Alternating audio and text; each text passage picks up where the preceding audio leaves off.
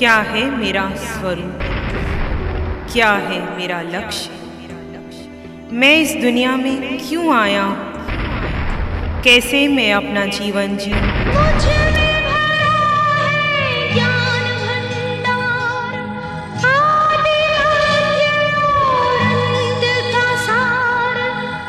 शिवाचार्य श्री जी द्वारा प्रतिपादित आत्म ध्यान शिविरों में मैं आत्मा हूँ, मैं आत्मा हूँ। शासनपति भगवान महावीर जिनका धर्म शासन, धर्म संग, धर्म तीर्थ में हम सब अमृत का पान कर रहे हैं, उस प्रभु की वाणी को, साधना को, ज्ञान को, क्षमा और मैत्री को अनंत अनंत नमन। प्रभु सिद्ध, बुद्ध और मुक्त हो चुके हैं, उनकी वाणी आज भी हमारे लिए मंगलकारी है, कल्याणकारी है, आनंद देने वाली है और संसार सागर से पार होने वाली है। प्रभु की साधना को, प्रभु के ज्ञान को, प्रभु की वाणी को, क्षमा को अनंत अनंत नमन, प्रार्थना, कृतज्ञता के भाव। प्रभु की अंतिम वाणी उत्तराखंड सूत्र के रूप अध्ययन सुन रहे हैं। आज सुना आपने मृगापुत्र, आपने सुना मृगापुत्र राजकुमार थे, बहुत सी अपनी रानियों के साथ महलों में आमोद प्रमोद कर रहे थे। गोराक्ष पर बैठे थे, एक साधु को देखा और देखते देखते चिंतन चला, जाति समण ज्ञान हो गया कि पहले भाव में भी मैं साधु था, पहले भाव में मैंने कहाँ कहाँ भ्रमण किया, नरक की यात्रा की, सब किया, और आके माता के सामने, पिता के सामने कहने गए, एकदम उत्कृष्ट वैराग्य आ जाता है। सब त्याग, वैराग्य और वीतरागता, तीन बातें हमने आपके सामने कभी कही है। त्याग का अर्थ क्या होता है, बोलिए, त्याग किसे कहते हैं, वैराग्य क्या है, वीतरागता क्या है? ये शब्द तीनों बहुत बार आपके सामने आए हुए हैं। त्याग, किसका त्याग? मिथ्यात्व। मिथ्यात्व क्या है? जो है ही नहीं उसको अपना मान लेना और मोह उसके साथ चिपक जाना। क्या आपका अपना क्या है? जब आप देखें कि जिस शरीर को का मैंने जन्म लिया, एक पहली बार शरीर मिला और शरीर को अपना मान लिया, देह को अपना मानना, ये सबसे बड़ा मिथ्यात्व है। और इसके साथ ही मोह कर लिया, शरीर, मेरा परिवार, मेरा बेटा, मेरा धन, मेरी संपत्ति, और पूरा जीवन लगा दिया। और बेटों को यही शिक्षा दी, उनको बड़ा किया, उनको विद्या अध्ययन करवाया, उनको व्यापार दिया या कोई नौकरी दी, और आखिर धीरे धीरे पूरा जीवन लगा देते। यह है मिथ्यात्व और मोह। मिथ्यात्व की जगह क्या हो गया? समकेत, सत्य को स्वीकार करो कि मैं देह नहीं हूँ। मैं कौन हूँ? मैं जीवात्मा हूँ। और मोह जो है, अनादिकाल से मोह ने संसार में हमें जकड़ रखा है। इस मोह को तोड़ने के लिए क्या करना? वीतरागता की ओर आना, त्याग, वैराग्य। जब वैराग्य आता है तो क्या होता है? जब वैराग्य आता है तो क्या आता है? आपके जीवन में कभी वैराग्य आया? वैराग्य का मतलब मुझे कुछ चाहिए नहीं संसार में। क्या है संसार? कुछ नहीं चाहिए। जब किसी को वैराग्य हो जाता है तो समझता है मुझे कुछ भी नहीं है, कुछ करना क्या है, क्योंकि मेरे पास अष्टगुणों की संपदा है। अनंत ज्ञान, अनंत दर्शन, अनंत सुख, अनंत शक्ति मेरे पास है। मैं निराकार हूँ, मैं गुरु लघु हूँ, मेरा वजन नहीं, मैं आकार में नहीं। जो जो आकार है वो तुम्हारा है ही नहीं। ये मोह के कारण हमने पकड़ रखा है। तुम्हारा अपना क्या है? बोलो, क्या है अपना? जीवात्मा का मतलब ये आकार में जो निराकार तत्व है, वो सिर के सिरे से पांव के अंगूठे तक वो तुम हो, बस। पूरे शरीर में जो आकार है वो परिवर्तनशील है, वो बदलेगा, निश्चित बदलेगा, समाप्त होगा। जो जो आकार है दुनिया में, देखो कितने बड़े किले, महल, राजा, आपके द्वारा लाई हुई संपत्ति, या आपने गाड़ी खरीदी, बंगला खरीदा, मकान खरीदा, आपने नए कपड़े खरीदे, वो 10 साल 20 साल के बाद वही कपड़े पुराने हो जाते हैं। और आपका शरीर 20 साल के बाद कितना बदल जाता है। और जिसको आप अपने माना बद्दा बेटा कितना बदल जाता है, साथी कितने बदल, जो जो दुनिया में आकार है वो है परिवर्तनशील, वो क्षण भंगुर, वो मिटेगा बहेगा। आकार में निराकार, निराकार का मतलब है जो आपको दिखाई नहीं देता पर वो है, वो सत्य है। उसको अनुभव करने के लिए सिर के सिरे से पाँव के अंगूठे तक आपके भीतर जो आत्म प्रदेश है, जो शरीर के हर अंग में, कण कण में, रोए रोए में, खून के कतरे कतरे में वो तुम हो, बस वो तुम हो, बाकी कुछ भी तुम्हारा नहीं। वो है तो आंखें देखती हैं, कान सुनते हैं, नासिका सुगंध लेती है, जिह्वा रस लेती है, वेदना संवेदना उसके कारण होती है। जो चला गया जीव उसको कोई वेदना संवेदना होती है, उसको भूख प्यास लगती है, नहीं लगती, काया को लगती है। और जैसे आप कुछ भी खाते हैं उसका खून मज्जा रक्त बनता है, वो तुम हो जो तुम्हारे कारण सृष्टि चल रही। त्याग वैराग्य, मुझे कुछ नहीं चाहिए। और वीतरागता का अर्थ क्या किया था हमने, बोलो। 3 बातें याद रखना यदि आपने संसार सागर से पार होना है, त्याग, वैराग्य और वीतरागता। वीतरागता का अर्थ क्या करोगे, ज्ञाता दृष्टा भाव। अरिहंत परमात्मा केवल जानते हैं और देखते हैं। जीव का स्वभाव क्या है, ज्ञाता दृष्टा। इससे वीतरागता बनती। वीतराग भगवान, अरिहंत परमात्मा, सिद्ध भगवान। सिद्ध भगवान जो सिद्ध बुद्ध और मुक्त हो गए हैं, वो केवल सारे संसार को जानते और देखते हैं, कहीं हस्तक्षेप नहीं करते, कुछ हस्तक्षेप नहीं करते। अरिहंत परमात्मा उद्बोधन देते हैं संसार सागर से लोगों को। इसलिए नमोथनों का पाठ अरिहंतों का है। तिन्नानंग तारियानंग बुद्धानंग बोयानंग मुत्तानंग मयिकानंग, अरिहंत का है। सिद्ध जिनकी काया नहीं, माया नहीं, कर्म नहीं, बस केवल शुद्ध स्वरूप में विराजमान है, वो केवल ज्ञाता दृष्टा भाव। जानो और देखो, जानो और देखो।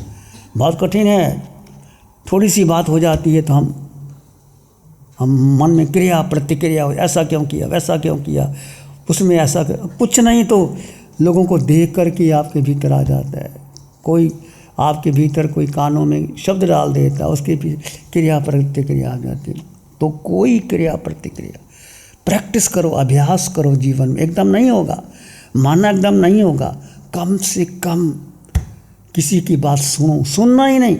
सबसे पहले जैसे ही हम सुनते हैं, या तो वीतराग वाणी सुनो, सुनना है तो क्या सुनो, वीतराग वाणी जो भगवान की वाणी है, उत्तराध्ययन सूत्र है, या जो आपको अंतगढ़ सूत्र, या जो अरिहंत की वाणी है, जो प्रभु ने वाणी, वो सुनो।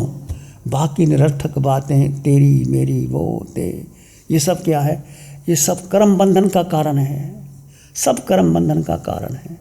इसको निरर्थक छोड़ करके अपने भीतर आना और अपने स्वभाव में रहना। ज्ञाता दृष्टा भाव क्या होगा, ज्ञाता दृष्टा का भाव क्या, अपने स्वभाव में रहना। त्याग वैराग्य वीतरागता, ये संसार से पार होने का मार्ग है। तो आज हम चर्चा करेंगे समग्र पराक्रम में परिरूपायनं भन्ते जीवे किम जनाय। हे भगवान, प्रतिरूपता से किस गुण की प्राप्ति होती।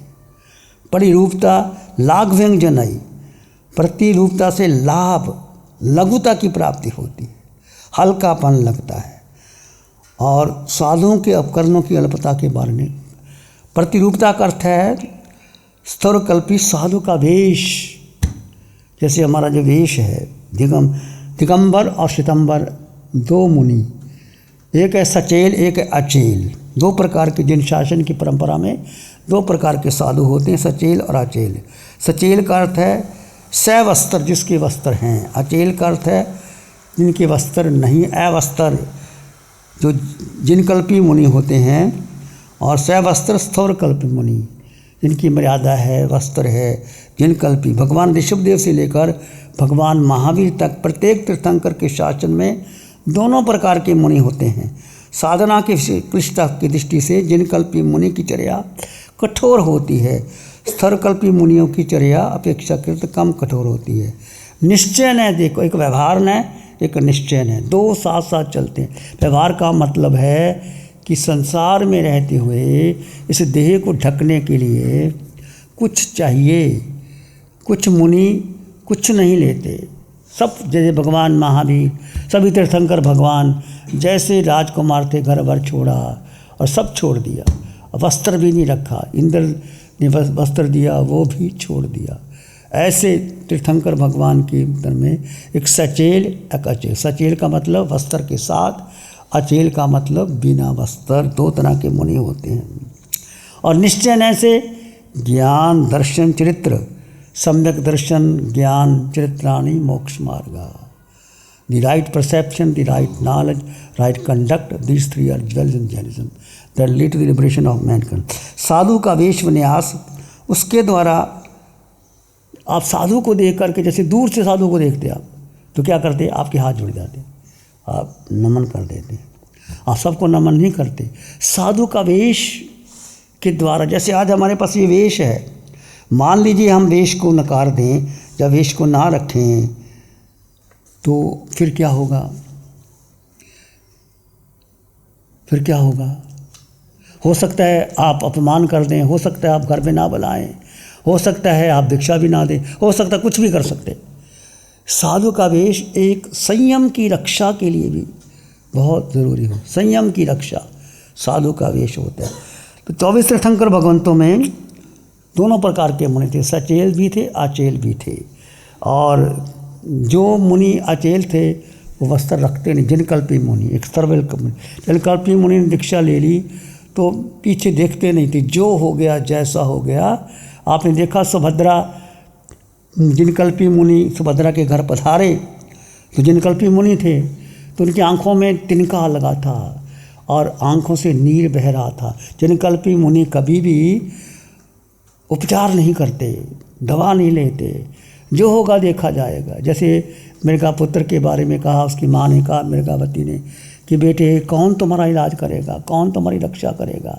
तो मृगापुत्र ने कहा, माता मृग जैसे ही बीमार होता है जंगल में चला जाता है और नदी के किनारे बैठ जाता है, वृक्ष के नीचे बैठ जाता है, और जब ठीक हो जाता है तो घास चर लेता है, नदी का पानी पी लेता है।